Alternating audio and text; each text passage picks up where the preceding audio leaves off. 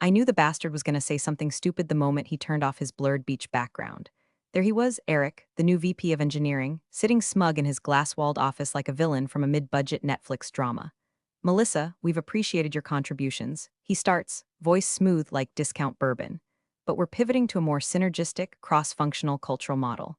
Unfortunately, you haven't been aligning with that vision. Translation, you didn't giggle at his Slack memes or nod along when he called Kubernetes magic beans. And just like that, 3 years of building their back-end infrastructure from scratch got reduced to a goddamn LinkedIn buzzword funeral. The Zoom screen flickered as he kept droning, but Melissa had already stopped listening. She wasn't shocked. Not really. Just cold, like a steel pipe in January. This was the same company that threw office pizza parties when people hit burnout. The same company that bragged about flat hierarchies, but promoted frat boys named Trevor every 6 months. So she leaned in, kept her face blank, and said nothing. When HR joined the call, some woman named Jody with a voice like warm tofu, and asked if Melissa had any questions about the severance or NDA, she just said nope. Thanks. But here's the part Eric didn't know. He didn't know that the entire core infrastructure of Vantacore's proprietary platform, the identity stack, the build pipelines, the cloud provisioning, hell, even the admin dashboard themes were all nested inside a system she built.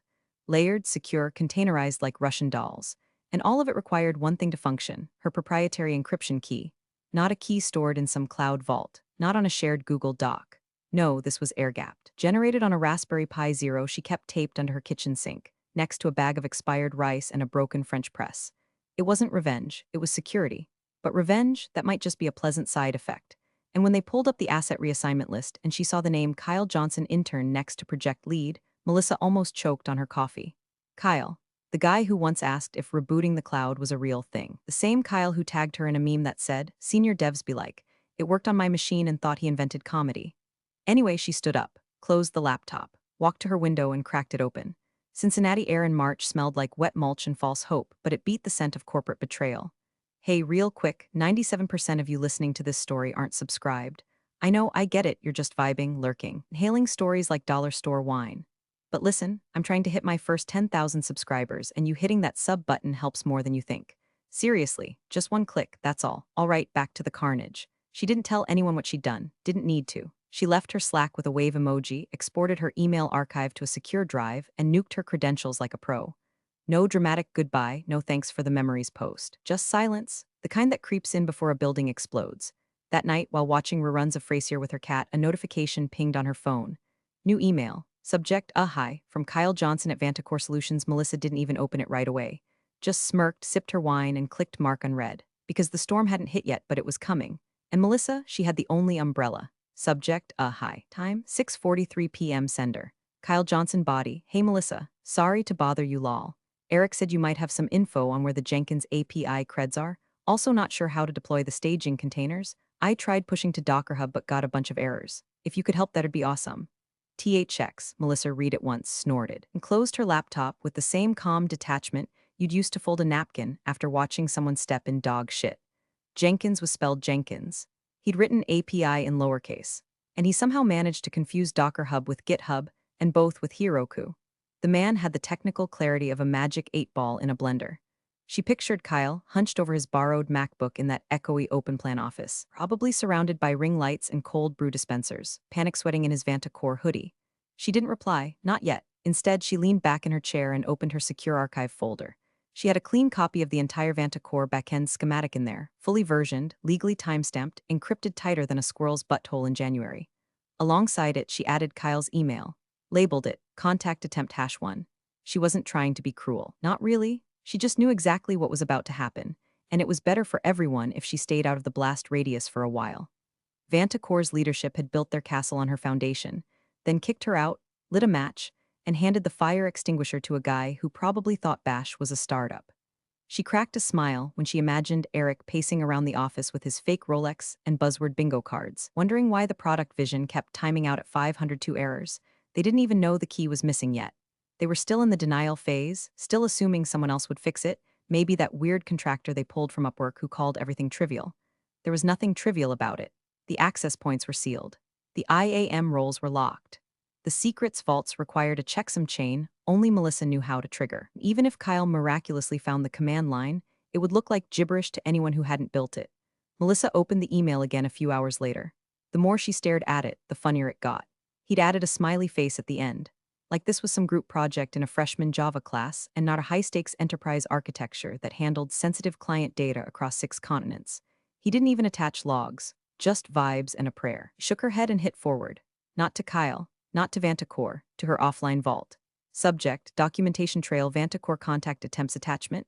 Email 1 Kyle Johnson. A high Emil Melissa had spent years being polite in that company. Years downplaying how often she saved their asses, how many weekends she worked unpaid, how many quick fixes were actually full-scale code triage. They didn't want the real version of her, just the team player one, the quiet genius with no ego. Well, ego has left the building. Somewhere around midnight, she checked LinkedIn. Kyle had updated his title to lead DevOps intern Vantacore Solutions. His profile banner was still one of those AI-generated tech cityscapes with glowing grids and abstract triangles. She clicked the little bell to follow his updates, not out of malice, out of curiosity. Watching a slow-motion car crash is horrifying, sure, but sometimes so informative. By the end of the week, 3 more emails would trickle in, each one a little more desperate, a little more panicked. But Melissa, she'd gone radio silent, because silence, wielded properly, is louder than any explosion, and these idiots were about to learn just how deafening she could be. By Thursday, the Slack channels inside Vantacore looked like a digital triage ward. Messages pouring in from every direction, engineering, product, marketing, all laced with that sweaty desperation people get when they realize the parachute was never packed. Jenkins pipelines were throwing segmentation faults. The staging environment wouldn't deploy past container hash 4.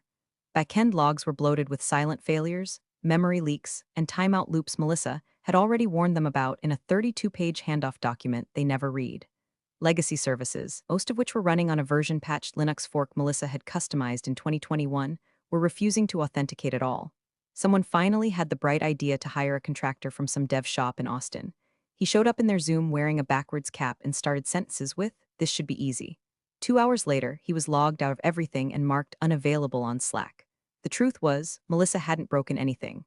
Not one line. What she had done was build a security-first infrastructure designed to self-isolate when touched incorrectly. Her design was paranoid by nature, encrypted storage volumes that required multi-layered passphrases and rotated salts, microservices that authenticated each other with ephemeral tokens tied to a private key known only to one machine, now powered off and living under her kitchen sink. They didn't even know there was a key missing. They just knew everything was broken and getting worse by the hour. By Friday morning, Melissa's phone buzzed with a new email. This time, it wasn't Kyle. Subject, platform malfunctions and potential policy violations from Compliance at Vantacore Solutions Body. Melissa, we have reason to believe that certain components of the system you oversaw may have been left in a deliberately non-functional state. This could be interpreted as a violation of your post-employment agreement. We request that you respond immediately to confirm that all proprietary systems have been left in operable condition. Failure to do so may result in legal action. It was the kind of email written by someone who wanted to sound threatening, but had no idea what the hell they were talking about.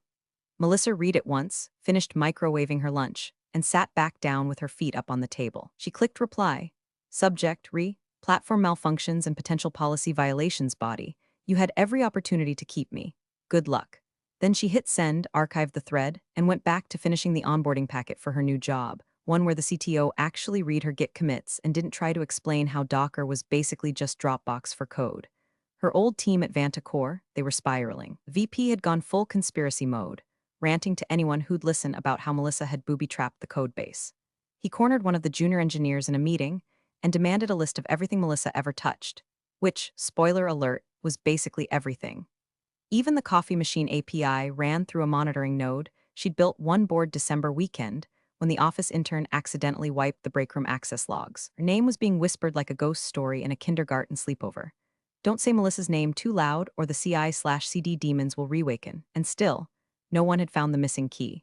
They were rebuilding fragments, guessing at configs, reverse engineering their own damn product. It was like watching toddlers try to assemble IKEA furniture using a salad fork and a prayer.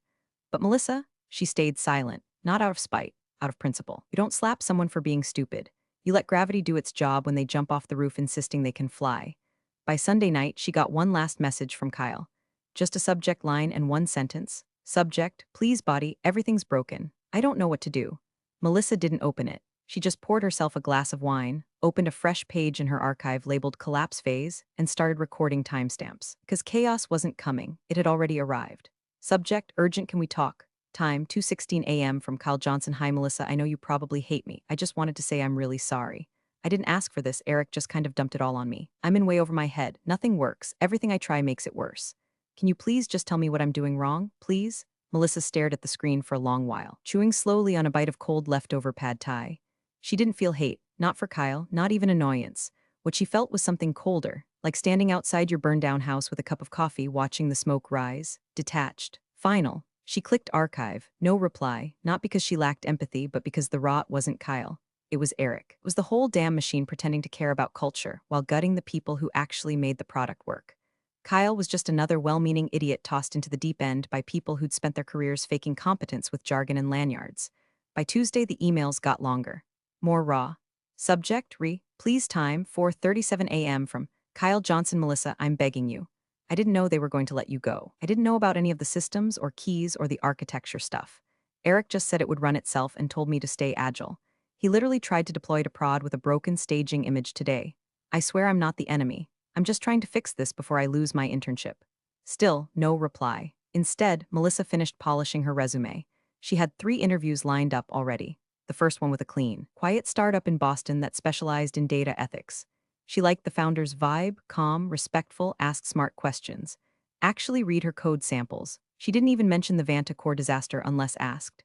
And when it came up, she described it like a weather event. There were management challenges. I built systems to be secure and robust. They weren't interested in robust. She didn't say they gave my entire kingdom to a panicking child, and now they're drowning in their own incompetence. But she thought it, often. Meanwhile, back at Vantacore, the tension was thick enough to butter toast. One of her ex-coworkers, an engineer named Priya, messaged her privately on Signal. Priya, hey, no pressure, but what the hell is happening over there? Melissa, just poor planning. Priya, understatement of the century. Eric's in full meltdown. DevOps is duct taping crap together just to fake uptime. That's when Melissa had the flashback. 6 months ago, she'd been in a meeting, just her, Eric, and the now-vanished IT lead, Jordan. She told them consolidating admin permissions into a single vault was a bad idea. Redundancy mattered. So did encryption hygiene.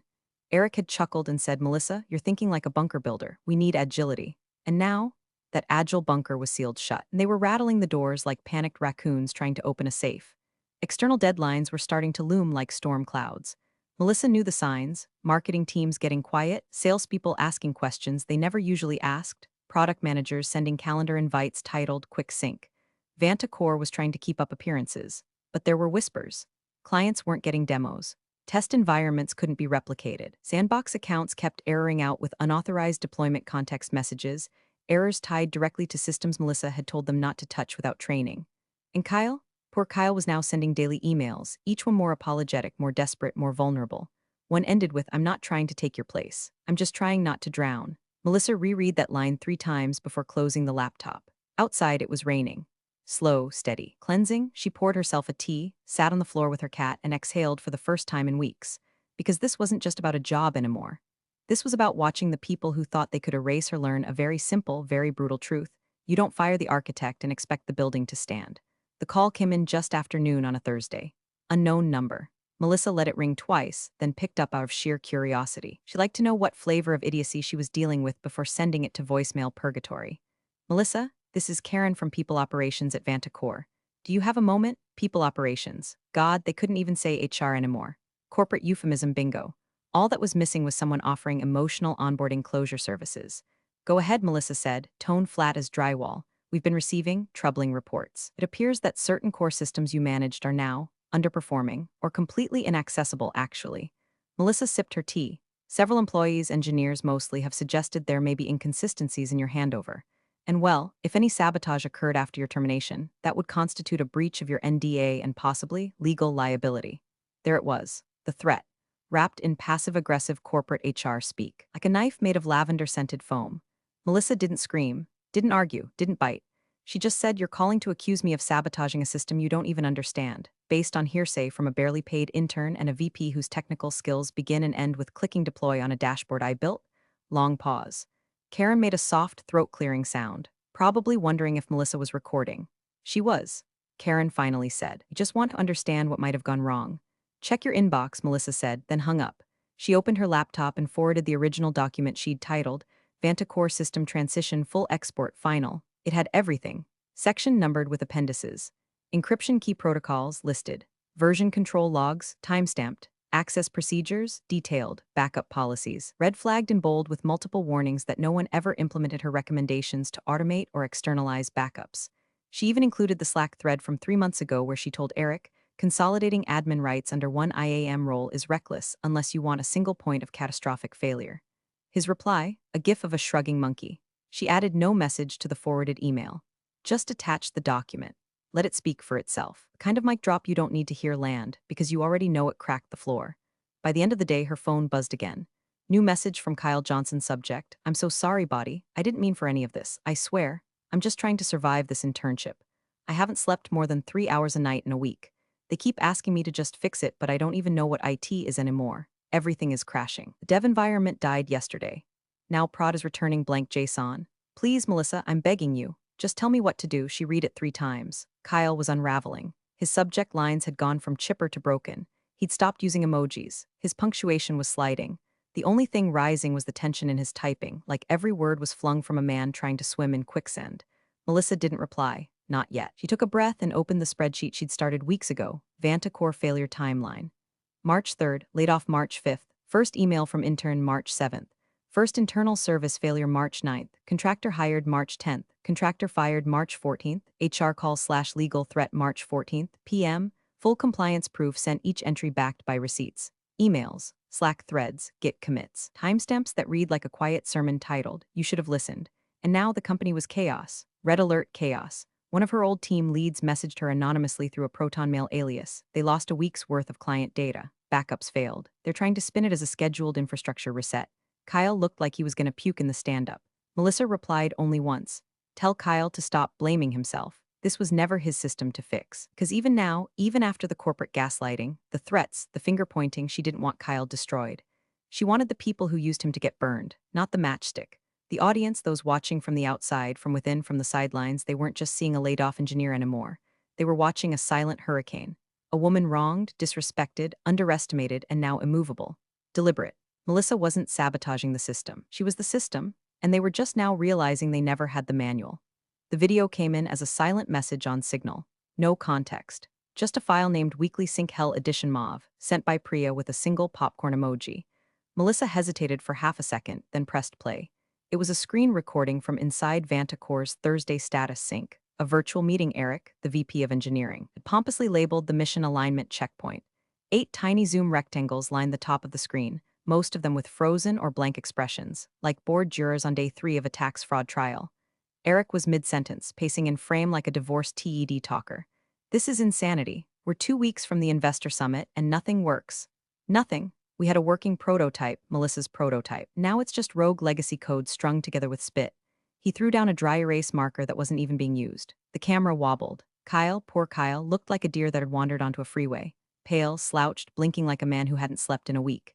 His voice, when it came, was small but clear. It's not legacy code, it's structured, it's just secured. The systems aren't broken, we just don't have access. Eric spun toward him, full-blown fury in his eyes. Are you defending her? She left us this mess, Kyle winced. She documented everything. I've read the handover. She said not to consolidate permissions. She warned you. Priya's camera flickered briefly. Someone else coughed. A sales lead tried to cut in with a tone deaf. Should we circle back to the investor deck? No, Eric barked, slamming his hand on the desk. We are not circling back. We are fixing this now or we're all F. End of video. Melissa didn't laugh exactly, but she did smirk so hard she had to put her tea down. She watched the clip again, slower the second time. She noticed how Kyle didn't flinch when he defended her. He meant it. He knew. He'd finally seen the bones of the machine and realized it wasn't Melissa who broke it. It was Eric who threw out the blueprint. Melissa leaned back in her chair and exhaled, slow and satisfied. Kind of exhale you let out when the final piece of a puzzle clicks into place and you realize, yes, they're finally getting it.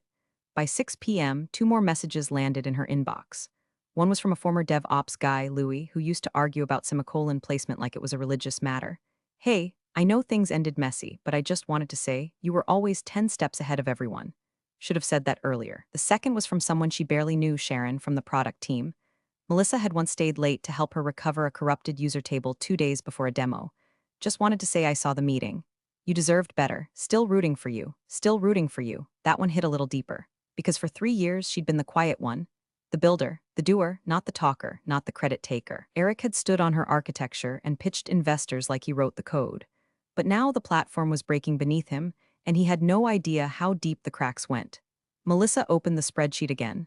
collapse phase. A11, primary CI/CD pipeline, still failing staging environment non-functional VP meltdown, caught on internal recording 2 support messages from former staff. She added one more note to herself in bold.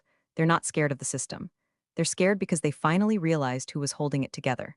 She didn't forward the video, didn't leak it, didn't even tweet a cryptic subtweet like accountability has entered the chat. No need. The truth was out, and it was spreading the way truths always do, quietly, steadily, like smoke under a door.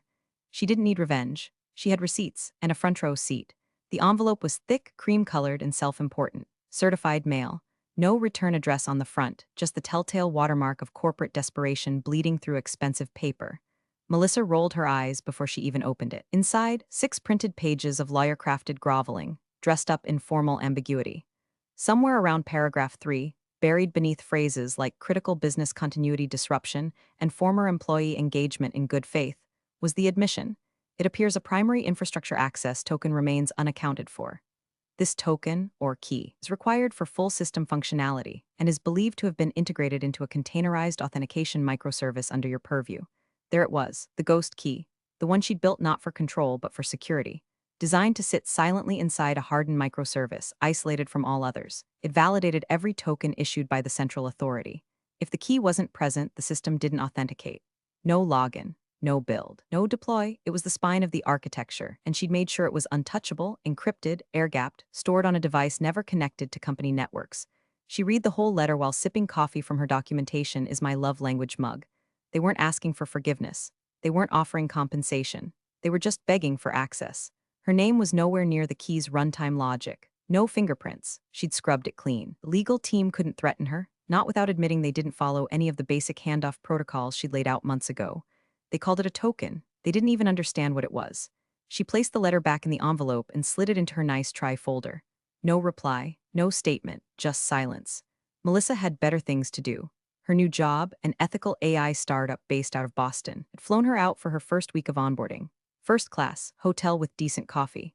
The CTO met her personally, shook her hand, asked real questions about her build philosophy. We want systems that last, he said, not just ones that impress in a demo. They gave her dual monitors, a quiet workspace, and get this, an actual team that listened. When she flagged a permissions leak in the onboarding API, they thanked her. Nobody gaslit, nobody shrugged. He fixed it before lunch. The difference was so stark it made her laugh out loud while filling out her benefits packet. Fully remote? Yes. Healthcare that didn't make her cry? Yes. An actual mentoring budget? Also yes. Pay 27% higher than Vantacore. Title? Principal Systems Architect. She was finally treated like the person she'd always been, the one Vantacore ignored until it was too late. That night, after a celebratory dinner with her new team, she checked her inbox. 3 new emails from Vantacore. Subject lines growing shorter. Following up access token critical deadline please respond urgent system lock. She closed her laptop. Walked out onto her hotel balcony. Took a deep breath of Boston spring air, still sharp with leftover winter. She didn't feel angry anymore, not even smug. She felt whole. Because for the first time in years, she didn't need to fight to be seen. She wasn't explaining or justifying or cleaning up after other people's hubris. She wasn't warning them anymore. They'd ignored her when it mattered. Now they could sit in the dark because the ghost key, that lived with her. And she didn't owe them a damn thing. The rumors started as whispers on Twitter threads, cryptic posts from tech recruiters and ex-employees with popcorn emojis and phrases like Vantacore 2.0 launched this Friday.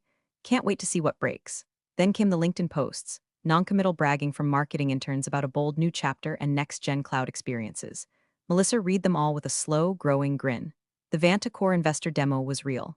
Friday, 11 o'clock a.m. Eastern. They were planning to showcase a rebuilt version of the platform, her platform, despite not having the master key. Despite months of failures, system lockouts, corrupted builds, and panicked Slack messages that probably read like live autopsies. And they still hadn't figured it out. Somewhere in a panic-filled conference room, Eric was likely sweating through his startup hoodie, convincing investors everything was under control while Kyle duct-taped whatever half-functioning services he could brute force into a demo environment. The problem was, the system didn't tolerate brute force. Melissa had built in an auto-lockout after a fixed number of failed access attempts. 5, that was it, 5 tries. After that, the platform would enter a hardened fail-safe mode. No more logging in, no more deploying, no more pretending. It would just go dark. Kyle must have known what was coming too. His final email hit her inbox Thursday night, 10:42 p.m. Subject, please body, I know I've said a lot already. I know I've probably made this worse. But I'm asking you one last time, please, just tell me where the key is. They're going to try to fake the demo tomorrow. If it fails, they'll blame me. I'm not asking for help, I'm just asking for mercy. Melissa stared at the screen for a long time. She opened a reply, typed, Kyle, this was never your fault. You were thrown into a fire started by people who should have known better. The key exists, but it was never meant to be held by people who saw my work as disposable. She paused, deleted it, typed another. The key is under a sink, taped to the back of something that smells like regret and instant coffee. Good luck. Deleted that one too. She sat back. Let her fingers hover over the keyboard, then closed the laptop. No reply, not yet. She walked to the window. The moon was low, glowing like a judgmental eye over the quiet Boston skyline. Her new office had sent her a welcome gift, a succulent in a ceramic pot that said you got this in cheerful sans serif font. It sat beside her new security badge, laminated, clean, unscathed by betrayal. The clock on the wall ticked past midnight. Friday had arrived. Melissa walked to the fridge, cracked open a cold seltzer, and circled the date on the calendar in red marker. Demo day 11 o'clock a.m.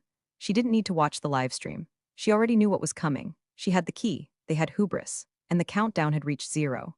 The live stream kicked off at 11:01 a.m. sharp. A sleek countdown animation played across the screen, stock footage of server racks and digital waves, while lo-fi synth hummed underneath like a nervous heartbeat. Chat window filled with VCs, tech bloggers, and startup junkies, all ready to see the next industry disruptor in action.